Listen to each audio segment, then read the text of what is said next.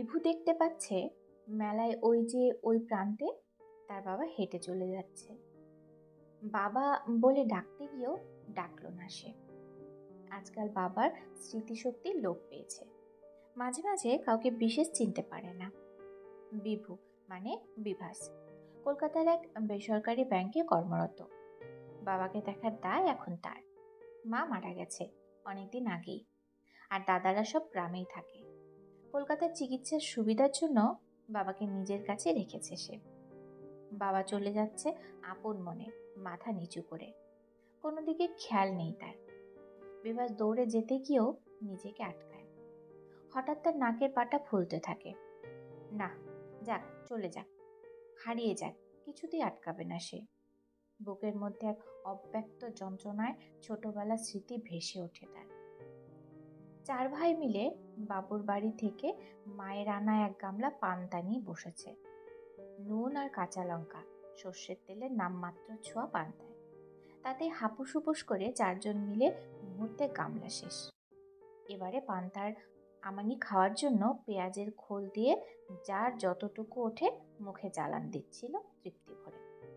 ছোট ছেলে বিভু কিছুতেই দাদাদের সাথে তাল মেলাতে না পেরে ভ্যা করে কেঁদে গামলা ধরে টানাটানি করে না পেরে অবশেষে উল্টে দিল গামলাটা। অন্য ভাইগুলো রেগে ধূপধাপ কিল মারল ছোট্ট পিঠে। বিভুর ভ্যা আরো জোরদার হলো। চারিদিকে কাঠফাটা রোদ্দুরে হাঁসফাঁস অবস্থার মধ্যে ছেলের এই চিৎকার শুনে বাপ রমেন খুব বিরক্ত হলো। মুড়ির বাটিটা একদিকে সরিয়ে রেখে তাল পাখাটা জোরে জোরে নাড়ল দুবার। এমনিতেই কাজবাজ নেই, তার উপরে এত গরম। আর এই অল্প রোজগারে 6টা মানুষের পেট চালানো কি চারটিখানি কথা? সংসারে হাঁসফাঁস অবস্থার সাথে গরমের হাঁসফাঁস মিলে রমেনের মাথাটা যেন গরম হয়ে গেল। ছোটটার কান্না মোটেও থামে না। নিজের ভাগে যথাযথ ভাগের আমানি পায়নি। উপরন্তু দাদাদের হাতে কিল তার ছোট্ট মনে গিয়ে বড্ড লেগেছে। গরমের মধ্যে এই চেঁচামেচি রমেনের মোটেও ভালো লাগছিল না। তাল পাখার ডাটি দিয়ে 4 জনকে কয়েক ঘা দিয়ে দিল সে। সমস্বরে কান্না শুনে রুমকি দৌড়ে এলো রান্নাঘর থেকে। দুটো শাক ভাজা আর ভাত করতে গিয়ে সে গরমে ঘেমে নিয়ে একাকার। করো কি বলে রমেনের দিকে আগুন চোখে তাকিয়ে ছোট ছেলেকে কোলে তুলে নিল। রমেন হাত পাখাটা সোজা করে আবার দ্রুত হাওয়া খেতে খেতে ঠায় তাকিয়ে রইল সেই দিকে। কালো রুমকির গায়ে লেপ্টে আছে সাদা ফুটফুটে হাসা চোখের ছেলেটা। ততক্ষণে মায়ের আদরে হেঁচকি তুলছে কান্নার বেগে। রঙের বিভেদটা বড্ড চোখে পড়ে রমেনের। সঙ্গে সঙ্গে বুকটা মোচড় দিয়ে ওঠে অজানা এক কষ্টে। ট্রেন থেকে নামলো রমেন। প্রচণ্ড ভিড় প্ল্যাটফর্মে। এদিক ওদিক তাকালো সে। বিভু খুব খুশি। বাবার হাতটা ধরে সে মনের আনন্দে চারিদিকে লোকজন দেখছিল। বেশি করে চোখ যাচ্ছিল প্ল্যাটফর্মের দোকানগুলোর রাশি রাশি খাবারগুলোর দিকে।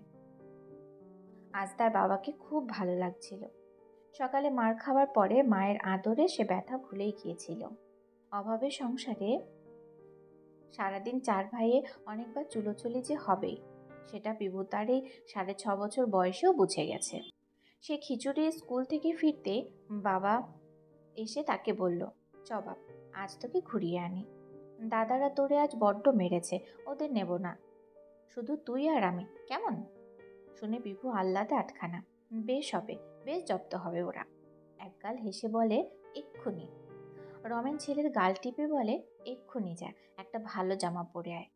দাদারা স্কুল থেকে আসার আগে কাউকে বলবি না, মাকেও না।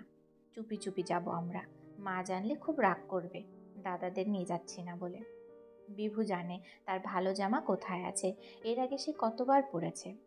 ঘরের কোণে রাখা একটা ঝুড়ি ব্যাগের নিচে যে টিনের সুটকেস, তার ভেতরে তাদের সবার ভালো জামা। কাচতে কাচতে রং চটে গেলেও সযত্নে রাখা। কোথাও গেলে মা বের করে দেয়, ও তাড়াতাড়ি টিনের সুটকেস থেকে ওর জামাখানা বের করে পরে। বাবা সস্নেহে তার জামার বোতাম লাগিয়ে দেয়। তারপরে রমেন ছেলের হাত ধরে বেরিয়ে পড়ে। স্টেশনে এসে ট্রেন ধরে। বিভু আনন্দে হাততালি দেয়। ট্রেন দুলে উঠতেই 2 ঘন্টা ট্রেনে চড়ার পর ছেলেকে নিয়ে রমেন একটা ব্যস্ততম স্টেশনে নামে। প্ল্যাটফর্মে রাশি রাশি খাবারে ভরা দোকানটার কাছে ছেলেকে নিয়ে গেল রমেন।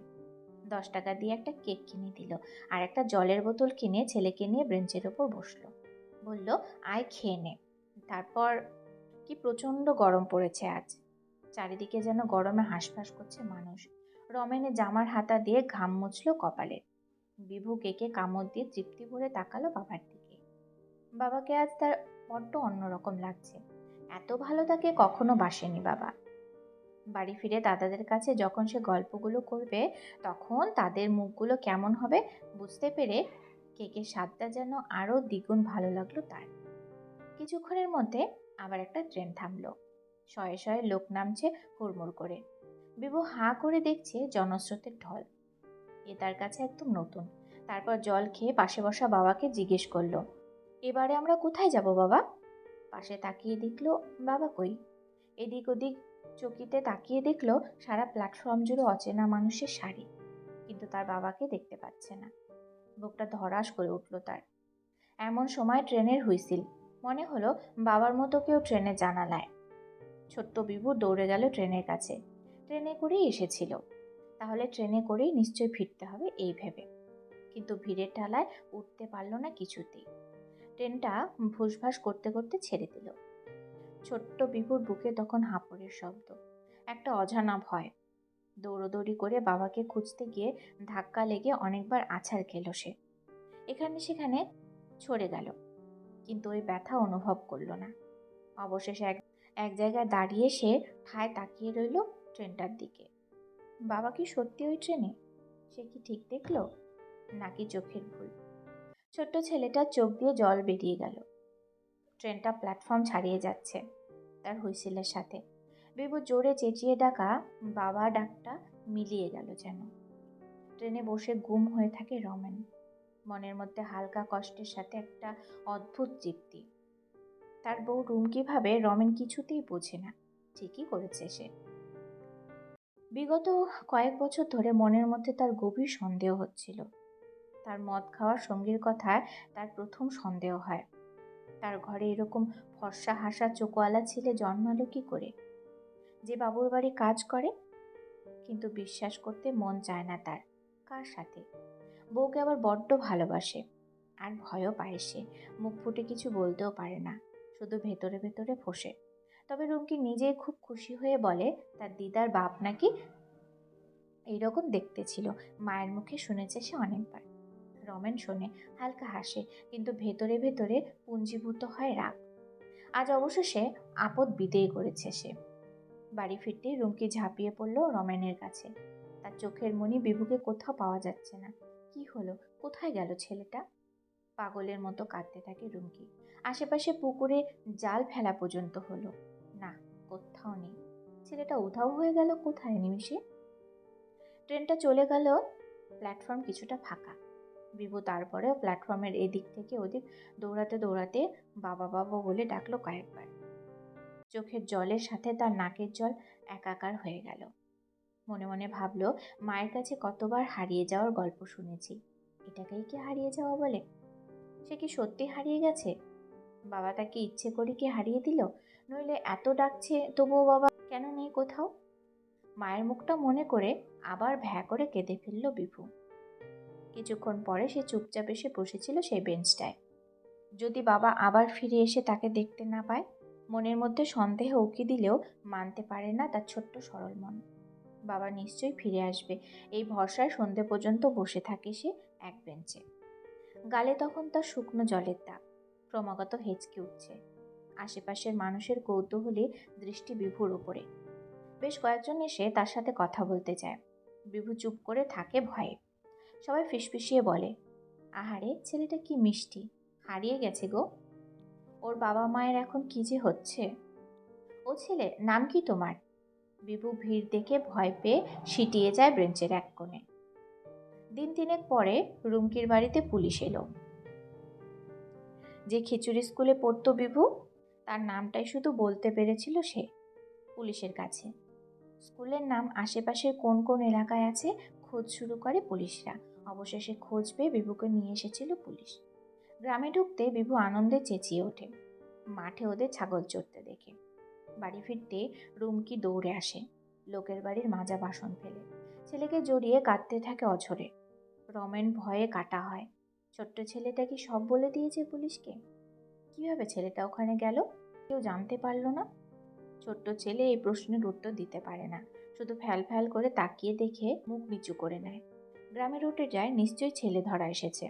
তারা বিভুকে জাদু করে অজ্ঞান করে তারপরে তাকে নিয়ে বিক্রি করার তালে ছিল। এরপরে ভাগ্যিস পুলিশের চোখে পড়ে। এই গল্পে সবাই সবার নিজের কোলের বাচ্চাকে ভয়ে কাছে টেনে নেয়। শুধু সেই দিনের পর থেকে রমেন কেন জানে না ছোট ছেলের দিকে সোজাসুজি তাকাতে পারে না আর কোনোদিন। আজ মেলার ভিড়ে বিভুর মনের ভেতরে সেই দিনের ভয়, যা তাকে সারা জীবন পিছু তাড়া করেছে। বেশি ভিড় দেখলে কেমন একটা ভয় করে তার। আজও কাউকে কিছু বলেনি সে। এখনো বুঝতে পারে না সে নিজে হারিয়ে গেছিল নাকি বাবা তাকে। অবিশ্বাস আর বিশ্বাসের দোলায় দোলে তার মন। বারবার যেন মনে হয় বাবা ইচ্ছে করেই। কিন্তু এমন সময় মেলার মধ্যে বাবা বলে মিষ্টি ডাকে সম্বিত ফিরল বিপুল, তার স্ত্রী আর মেয়ে মিনি। স্ত্রী বলল, এ কি তুমি একা দাঁড়িয়ে, বাবা কোথায়? বিভু এদিক ওদিক তাকিয়ে হঠাৎ দৌড়ালো সামনের দিকে। এদিকেই তো আসতে দেখেছিল সে। দুইবার ডাকলো জোরে, বাবা বাবা। মেলার আওয়াজে সেই আওয়াজ শোনা গেল না একটু। খুঁজতে খুঁজতে একটু দূর এগোতেই মেলার গেট। সেখানে বিভু দেখতে পেল তার বাবাকে। ওই যে এদিক ওদিক ভয়ার্ত চোখ তাকিয়ে দেখছে বাবা, মনে হচ্ছে কাউকে খুঁজছে। চোখ মুখে কেমন হারিয়ে যাওয়ার অসহায় ভয়। বিভুর মনের ভেতরে সেই দিনের ইচ্ছে করে হারিয়ে দেওয়া স্মৃতি ভুলতে পারে না সে। একটু দূরে কিছুক্ষণ চুপ করে দাঁড়িয়ে থেকে বাবার অসহায়তাকে উপভোগ করলো যেন সে। তারপরে বাবা মেলার গেট থেকে বেরিয়ে যাওয়ার আগে দৌড়ে গিয়ে বাবার হাতটা ধরলো শক্ত হাতে।